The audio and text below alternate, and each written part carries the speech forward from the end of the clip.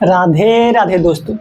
पिछले वीडियो में हमने सीखा बिना नुक्ता वाले उर्दू लफ्ज़ों की हिंदी।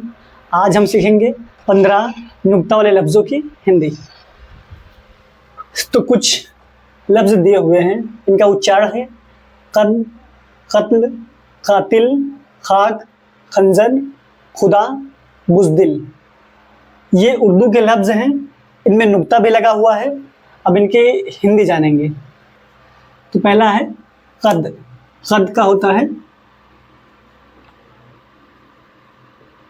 आकार। क्या होता है? आकार। आकार जैसे छोटा, बड़ा, लंबा, बौना, मोटा, ये होता है आकार। इसका वाक्य प्रयोग कैसे करेंगे? वो कद में छोटा है। वो यानी कोई व्यक्ति कद में छोटा है। ठीक है। नेक्स्ट कत्ल। कत्ल का होता है हत्या। क्या होता है? हत्या। अब इसका वाक्य प्रयोग कर लेना, जैसे किसी ने किसी की हत्या की, या हमें कत्ल नहीं करना चाहिए। ठीक है। नेक्स्ट कातिल। जैसे कत्ल का है हत्या, वैसे ही कातिल का हत्यारा।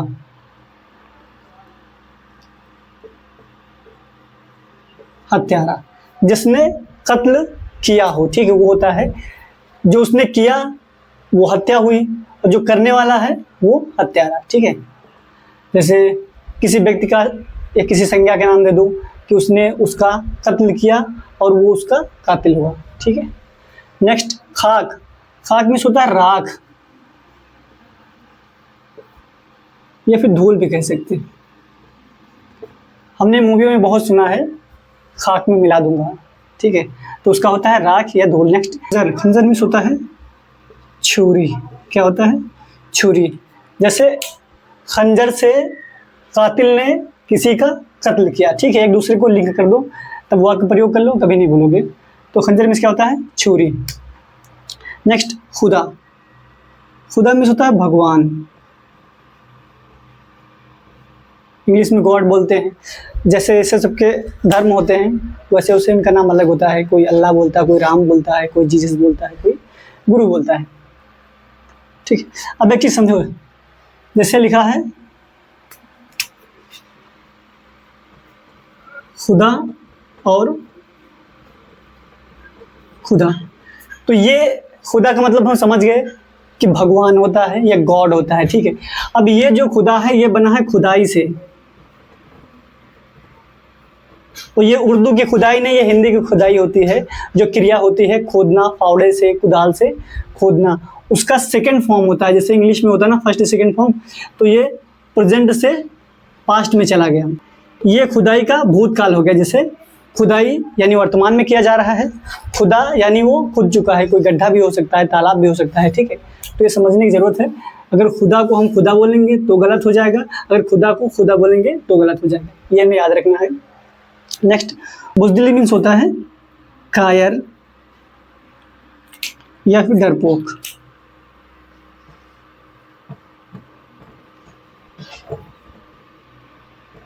ठीक है। कायर या डरपोक, इसको एक बार नोट कर लो, फिर नेक्स्ट आगे के बताते हैं। अब बच्चे इन लफ्ज़ों का तलफ़ुज़ और हिंदी मतलब जानेंगे। पहला है गज़ल, ज़बान, जुल्म, तकदीर, तारीख़, ताज़ा, तोहफ़ा, एहसान, फरामोश। ठीक है। अब जानेंगे इनकी हिंदी क्या होती है। गज़ल का हिंदी रूप होता है कविता। जो कविता है वही गज़ल होता है, लेकिन उर्दू में उसको गज़ल कहा जाता है, हिंदी में कविता कहा जाता है।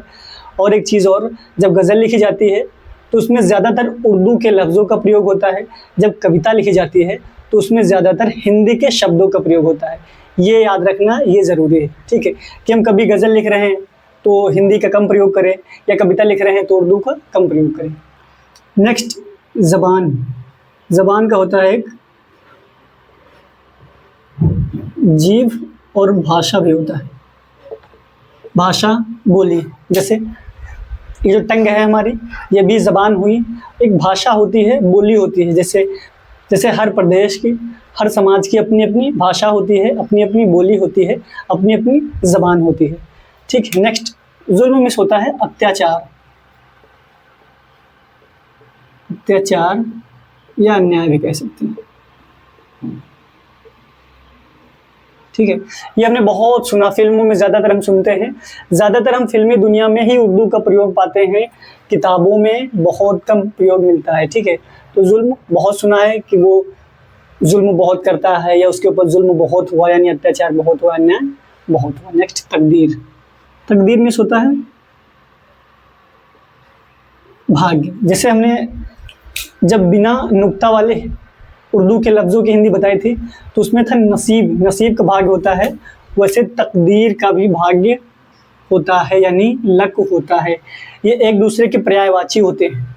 नेक्स्ट, तारीख, तारीख मीन्स होता है दिनांक या फिर तिथि, ठीक है। इंग्लिश में डेट बोलते हैं।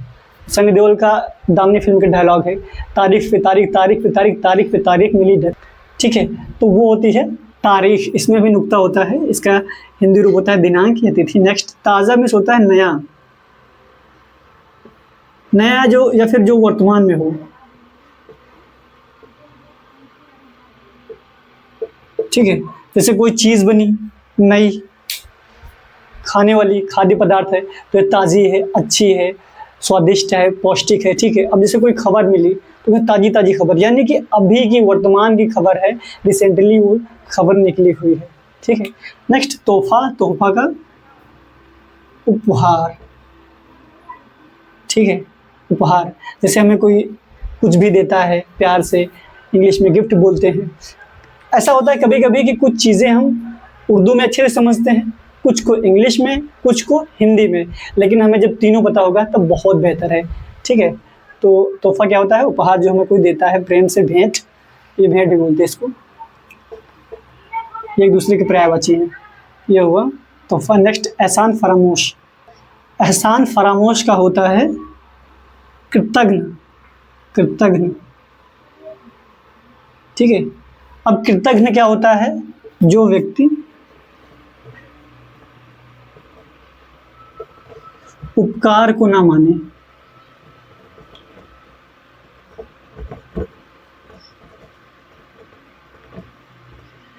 ठीक है। जैसे किसी को सहायता की ज़रूरत हुई, कुछ भी हो, पैसे से हो, स्वास्थ्य से हो, या किसी चीज़ में मदद कर दे, अब उस मदद को ना समझे, एहसान ना माने, उपकार ना माने, वो होता है एहसान फरामोश, ठीक है। अब जानेंगे, जैसे अभी मैंने बताया खुदा और खुदा में अंतर, वैसे ही खीरा और खीरा में अंतर, ठीक है। अब देखो सेम लिखा हुआ है, कुछ भी डिफरेंस नहीं है, कुछ भी अंतर नहीं है इन दोनों के दरमियान। फ़र्क सिर्फ इतना है कि इसमें नुक्ता नहीं लगा हुआ है, इसमें नुक्ता लगा हुआ है। इनका उच्चारण भी बदल गया, इनका मतलब भी बदल गया। ये हुआ खीरा। खीरा क्या होता है? सलाद जो हम खाने के में प्रयोग करते हैं, सलाद या सब्जी बोल सकते हैं, ठीक है, जो हम खाने में प्रयोग करते हैं। और ये जो खीरा हो गया, इसका हो गया घमंड, ठीक है। तो हमें इन दोनों में फ़र्क आना बहुत ज़रूरी है। अगर हम कुछ लिखना चाह रहे हैं, कहीं बोलना चाह रहे हैं, तब हमें उर्दू, हिंदी, इंग्लिश तीनों आना बहुत ज़रूरी है, बाकी तो कोई बात नहीं। तो खीरा के जैसे वाक्य प्रयोग देख लूँ,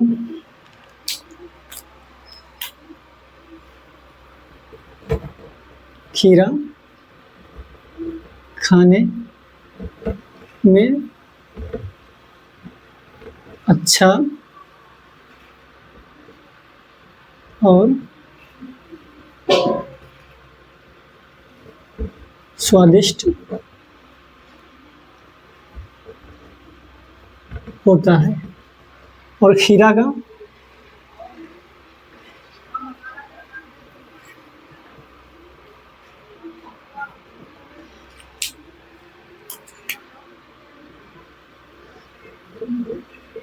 खीरा इंसान के लिए अच्छा, नहीं होता है। मतलब खीरा खाने में अच्छा और स्वादिष्ट होता है, सब पसंद करते हैं, सब खाते हैं। जो खीरा है, खीरा इंसान के लिए अच्छा नहीं होता, यानी इंसान के लिए घमंड अच्छा नहीं होता है। घमंड रावण का नहीं चला तो हम लोगों को कोई अस्तित्व तो मतलब नहीं है। ठीक है, तो आज के लिए इतना काफ़ी है। फिर मिलते हैं कल नए वीडियो के साथ। तब तक कि जो मैं बताता हूँ उनको नोट करते रहो, अगर आगे कुछ भविष्य में करना है तो नहीं, कोई बात नहीं, क्योंकि ये जितने भी लफ्ज़ हैं सबने सुन रखा है, सबने पढ़ रखा है, लेकिन इनका उच्चारण क्या है, नुक्ता वाले हैं या नहीं हैं, हिंदी के हैं या उर्दू के, ये किसके हैं, शायद हमें पता नहीं था। लेकिन अब जब पता हुआ है तो इनको कंठस्थ करते रहिए। बहुत कमाल की चीज़ें हैं, बहुत कमाएंगे। फिर मिलते हैं कल नए वीडियो के साथ। तक की राधे।